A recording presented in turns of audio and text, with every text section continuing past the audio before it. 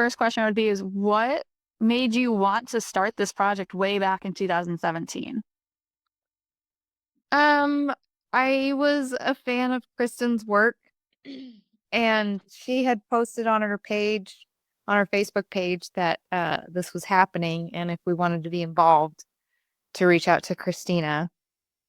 And I have been doing fantasy photography for a few years at that point, and I was kind of looking for a fun project that would kind of get my work in front of more people.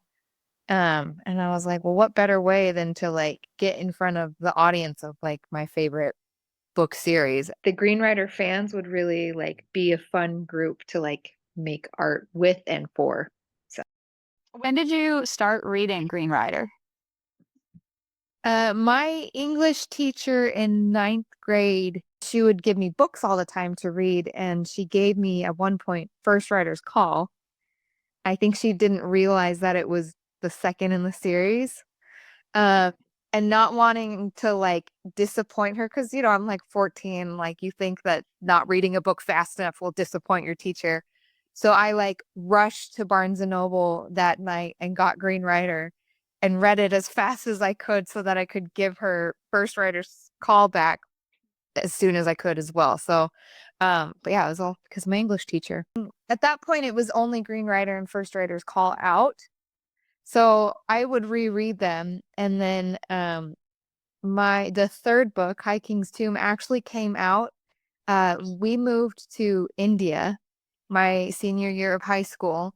So that was in July or August. And then I think High King's Tomb came out that October or November.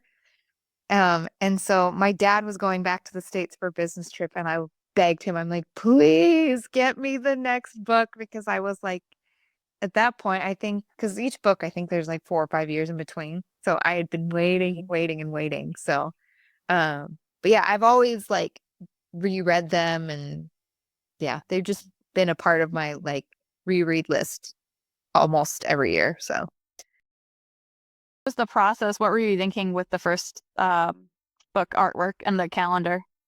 the first book was kind of more, I wanted to do scenes. I think there's 2 scenes, maybe 3 at the end of that art book. Mhm. But yeah, we just we didn't have the budget, and we didn't have the casting to be able to do that. And part of it was also the whole thing was new to me. I had never shot equestrian photography before. I had never photographed large groups before. And I was still fairly new to fantasy photography. I'd only been doing it for maybe 4 or 5 years at that point. We made the most of what we had at the time. What was your favorite scene to shoot? I really loved shooting Liz, just because she's such a, I think a lot of my own personal work is a lot of very soft, very feminine.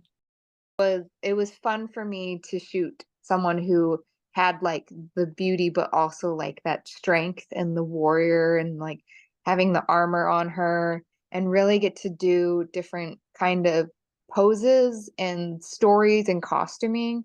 um was kind of a creative, fun stretch for me to try new things and try things that I hadn't done, that I had always wanted to do.